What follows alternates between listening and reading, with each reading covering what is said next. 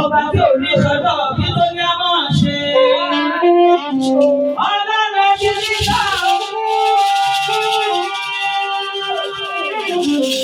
ẹbí nígbà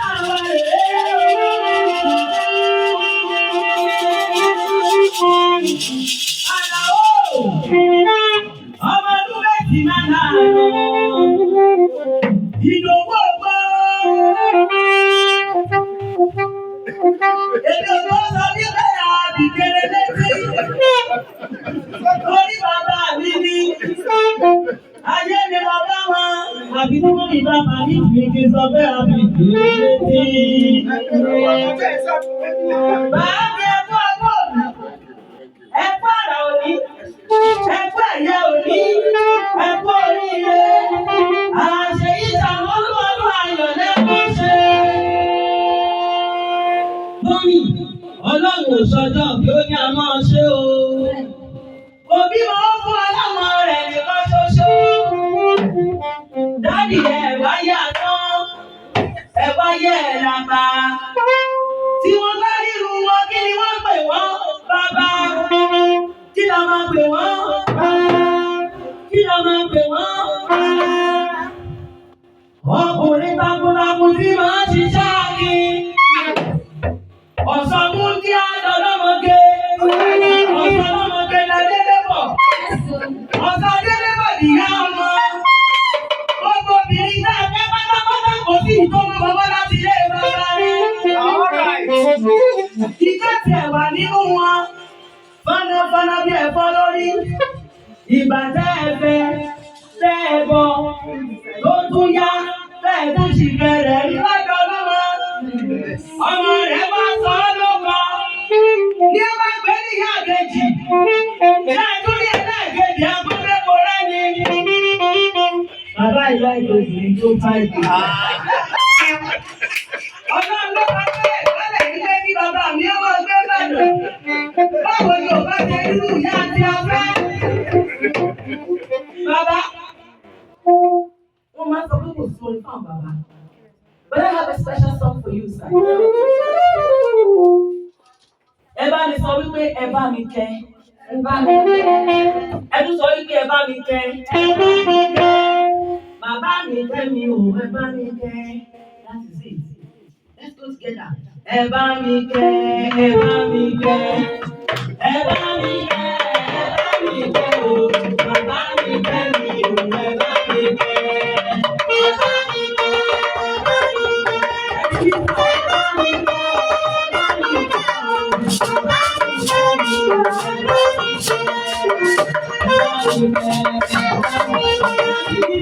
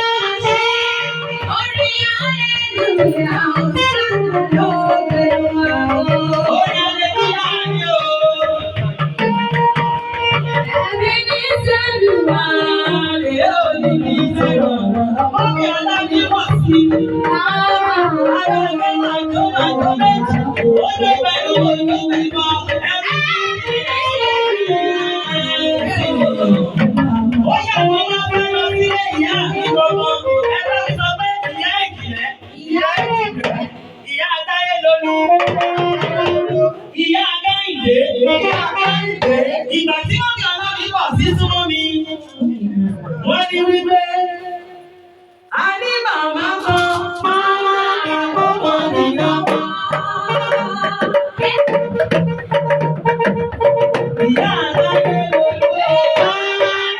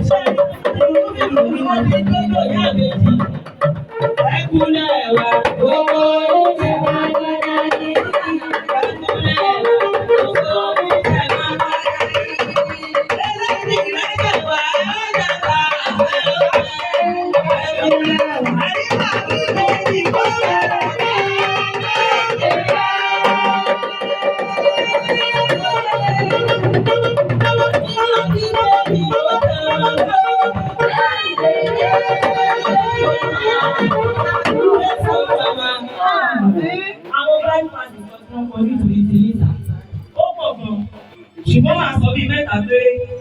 Àkọ́kọ́ nínú ẹ̀ tá a bá wọ inú ìwé ìfihàn lọ. Ó ní aṣẹ́gun yín nípa ẹ̀jẹ̀ ọ̀dọ́ àgùntàn àti nípa kíni ọ̀rọ̀ ẹ̀rí ẹnu wa. Àwa náà kà sí àyè. Ẹ jẹ́ ká sọ wípé aṣẹ́gun ni wọ́n tà. Dáàdì aṣẹ́gun ni yín.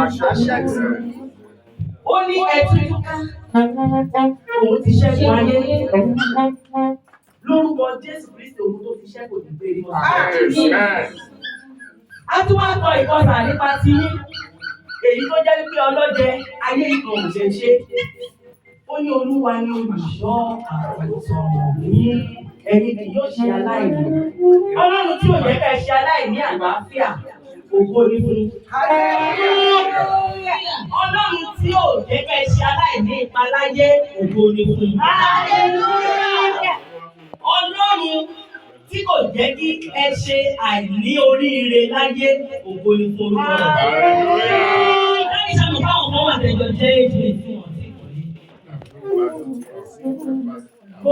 Àwọn míì ti lọ. Ọlọ́run tó jẹ́ kẹ́ ẹ wà ní ayé àti ààyè ẹ̀ṣẹ̀ àlèríà. There is a fruit. Inside of that fruit is another fruit. And that fruit is orange. You know when there's two things in the orange, there's two things inside of orange. That is very, very, very significant. And that's the water. The water suits you. Ọlọ́run tó fún yín ní omi ọsàn dídùn tó yàtọ̀ sí omi lásán lórúkọ Jésù Kristi kò ní lójú tì. Bí àgbọn ti ní omi nínú tó lè fi sínú àgbọn bọ̀lẹ̀ tó yọ èso. Ṣùgbọ́n tẹ́ ẹ bá ní tinú ọsàn bọ̀lẹ̀ á yọ èso. Ọlọ́run tó fi gbogbo àwọn ọmọ yín ṣe ọsàn tó ní kí wọ́n máa so èso. Èso ní education. Èso ní kí ọmọ múnú bàbá dùn. Ọlọ́run náà kò ní padà lẹ́yìn. Ọlọ́run tó ṣe àwọn ìyàwó yóò ṣe ìyá àbèjì lábíàmọ. Ó ní kẹ́ ṣe èso. Ó ti ṣe mọ́mí Ọládìpọ̀ sí ní abíàmọ. Ó ní kẹ́ máa ṣe èso. Ilé yóò lè dàrú lórúkọ Jésù. Ọlọ́run tó ti ń tòbọ̀ yóò máa tù lọ. Àwa béèrè kankan ní ọwọ́ Ọlọ́run nígbà tí mo ń bọ̀. Mo ní Olúwa kí ni kí n fi gbàdúrà fún bàbá. Ó ní kí n sọ fún yín wípé ìwà láàyè Ọlọ́run ní fi yín sílẹ̀. Ìwà láàyè Ọlọ́run ní fi ilé wa sílẹ̀. Ẹnì kọ̀ọ̀kan nínú wa ìwà láàyè Ọlọ́run ní fi wá sílẹ̀. Torí tí ìwà láàyè Ọlọ́run bá wà nínú ayé rẹ̀, grace will speak for you. You will go and nobody will stop you. You shall declare a thing and it shall be established. Daddy, you have declared something and it was established and shall continually to be in the mighty name of Jesus. Amen. We are saying thank you, Jesus. Thank you, my Lord. We are saying thank you, Jesus. Thank you, my Lord. This is God's of Yahweh and the children. Mo kí ọmọ Mújẹmútà, ọmọ ìyá àlá ọ̀gbọ̀gbọ́n. Amújẹmútà, ó nílò àwọn ìtàn akọlọ́dọ̀ ọmọ oṣù máa bọ̀. Because ẹni fọwọ́ kọ́nà àbò mẹ́tọ́. Ẹni fọwọ́ kọ́nà àbò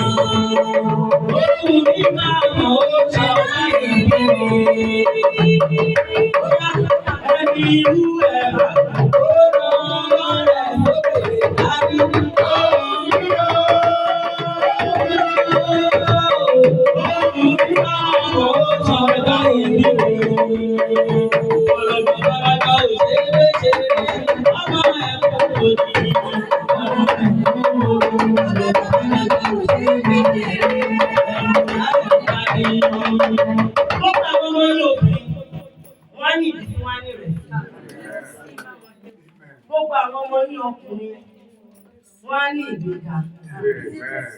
Jésù ni olórí ìjọ, Olódùmarè ni olórí ayé, ọkọ ni olórí aya. Gbogbo àwọn ọmọ ní ọkùnrin pátápátá wọn ò ní fẹ́ ìyàwó tó máa sọ wọ́n di àná. Lórúkọ Jésù Kristi ní Násárẹ́tì, àwọn tó ti yàn ilé wọn ò ní dà. Dádì, kí ló ń jẹ àgbàlagbà? Oúnjẹ tágbàlagbà máa ń jẹ. Dádì, ìdùnnú ló ń jẹ àgbàlagbà. Ìdùnnú nípa ti ẹ̀mí, Ọlọ́run máa fún yín sáà. Ìdùnnú nípa ti ara, Olúwa máa fún yín. Ìdùnnú lórí ọmọ, ẹ máa ní. Ìdùnnú lórí aya, ẹ máa ní. Dádì pé ẹ̀ṣẹ̀ ọjọ́ ìbí lónìí. Kọ̀ọ̀kan ní ṣe yẹn. Ọba ò ní ṣẹlẹ̀. You are danced today, you will dance like David dance. My name is Ayoba Akale Ewebi. Ẹni lọ́wọ́ pé Ayoba mi kalẹ̀. Àdúrà ló ń gbọ̀ mí. Ó yẹ máa wọ́ kọjá àbà fún ọmọ. Ìbàdàn mo ti wá. Àwọn àràbà mi tí wọ́n máa ṣe náà ní bí mo lù wọ́n tẹran. Èmi wá sùn sí pé mo ló mọ ní ọ̀dà àdìgbà. Mo bá sùn sí orin, mo bá fi kọrin. Bí mo sì ti ń kọrin náà, mo máa kọrin fún àwọn bàbá wa ní. Bí wọ́n tẹ̀ sí kẹ́mi lónìí. Ọlọ́run ò ní jẹ́ tẹ́ o. Ẹ ṣé mo dúpẹ́ lọ́wọ́ yín. Daddy, you're welcome, sir. I'm sorry for standing you up for so long. Thank you so much. God bless you. I appreciate it.